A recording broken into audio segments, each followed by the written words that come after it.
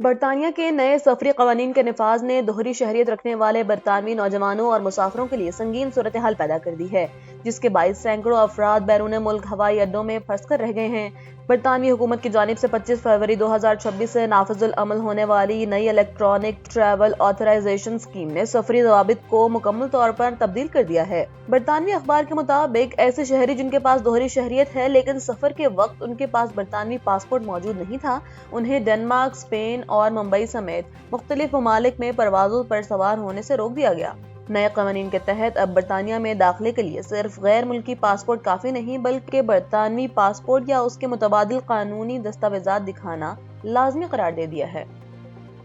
قطر کی وزارت دفاع نے تصدیق کی ہے کہ اتوار 22 مارچ 2026 کی صبح ایک قطری فوجی ہیلی کاپٹر معمول کی پرواز کے دوران تکنیکی خرابی کے باعث سمندر میں گر کر تباہ ہو گیا ہے۔ قطری حکومت کے آفیشیل سوشل میڈیا ہینڈلز پر جاری کردہ بیان کے مطابق یہ حادثہ ریاست کے علاقائی سمندری حدود میں پیش آیا۔ وزارت دفاع اور وزارت داخلہ کی خصوصی ٹیمیں بشمول کوسٹ گارڈز اور سرچ اینڈ ریسکیو گروپس جائے وقوع پر بڑے پیمانے پر امدادی کارروائیوں میں مصروف ہیں۔ اگرچہ خطے میں امریکہ، اسرائیل اور ایران کے درمیان شدید کشیدگی جاری ہے اور قطر کو بھی حالیہ دنوں میں کئی حملوں کا سامنا کرنا پڑا ہے، تاہم حکام نے فی الحال اس حادثے کا کسی بھی قسم کی دشمنانہ کارروائی یا بیرون حملے سے تعلق ہونے کی تردید کی ہے۔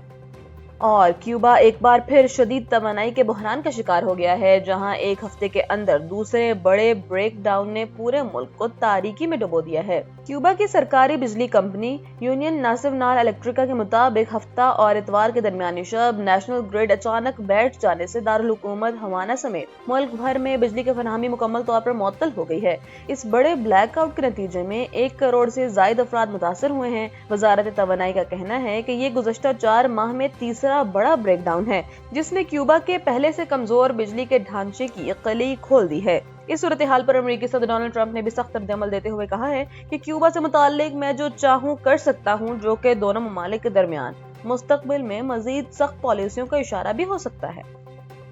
ایران نے بحر ہند میں واقع امریکہ اور برطانیہ کے اہم مشترکہ فوجی اڈے ڈیگو گارشیا پر بیلسٹک میزائل حملے کی خبروں کو مسترد کر دیا ہے۔ ایک سینئر ایرانی عہدیدار نے غیر ملکی میڈیا سے گفتگو کرتے ہوئے ان خبروں کی تردید کی ہے کہ ایران نے ڈیگو گارشیا پر کوئی میزائل نہیں داغا ہے۔ ایرانی حکام کا موقف ہے کہ یہ فوجی اڈہ ایرانی سرزمین سے تقریباً 4 کلومیٹر دور واقع ہے، جو ایران کی موجودہ میزائل رینج سے باہر ہے، لہٰذا اس پر حملے کا سوال ہی پیدا نہیں ہوتا۔ اس سے قبل امریکی اخبارات نے دعویٰ کیا ہے کہ ایران نے اس اسٹریٹجک اڈے کو بیلسٹک میزائلوں سے نشانہ بنانے کی کوشش کی تھی، تاہم وہ اپنے ہدف کو نشانہ بنانے میں ناکام رہے۔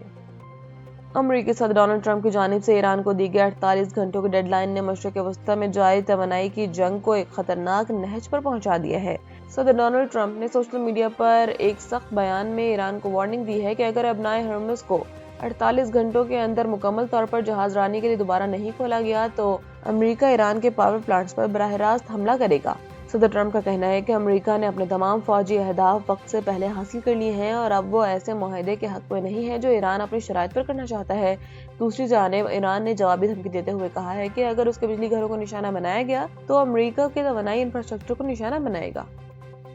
امریکی صدر ڈونلڈ ٹرمپ نے ملک کی داخلی سیکیورٹی اور بارڈر کنٹرول کے حوالے سے ایک بڑا اعلان کرتے ہوئے خبردار کیا ہے کہ اگر ہوم لینڈ سیکیورٹی کو مطلوبہ فنڈنگ فراہم نہ کی گئی تو وہ امریکی ہوائی اڈوں پر ICE کے اہلکار تعینات کر دیں گے۔ صدر ٹرمپ نے اپنے بیان میں ڈیموکریٹس پر کڑی تنقید کرتے ہوئے کہا ہے کہ ریڈیکل لیفٹ نے ملک کی سیکیورٹی کو داؤ پر لگایا ہے اور سیکیورٹی اہلکاروں کے ساتھ ناروا سلوک کیا جا رہا ہے۔ انہوں نے واضح کیا کہ اگر ہوم لینڈ سیکیورٹی اور ٹرانسپورٹیشن سیکیورٹی ایڈمنسٹریشن کو مناسب وسائل نہ دیے گئے تو امیگریشن اینڈ کسٹم انفورسمنٹ کے اہلکار ایئرپورٹس کا چارج سنبھال لیں گے، کیونکہ وہ سیکیورٹی کے معاملات کو بہتر طریقے سے سنبھالنے کی صلاحیت رکھتے ہیں۔ صدر ٹرمپ نے مزید کہا کہ ڈیموکریٹس کی اوپن بارڈر پالیسی کی وجہ سے جرائم پیشہ افراد ملک میں داخل ہوئے، جبکہ ریپبلکن سرحدوں کو مضبوط بنانے کے لیے پرعزم ہیں۔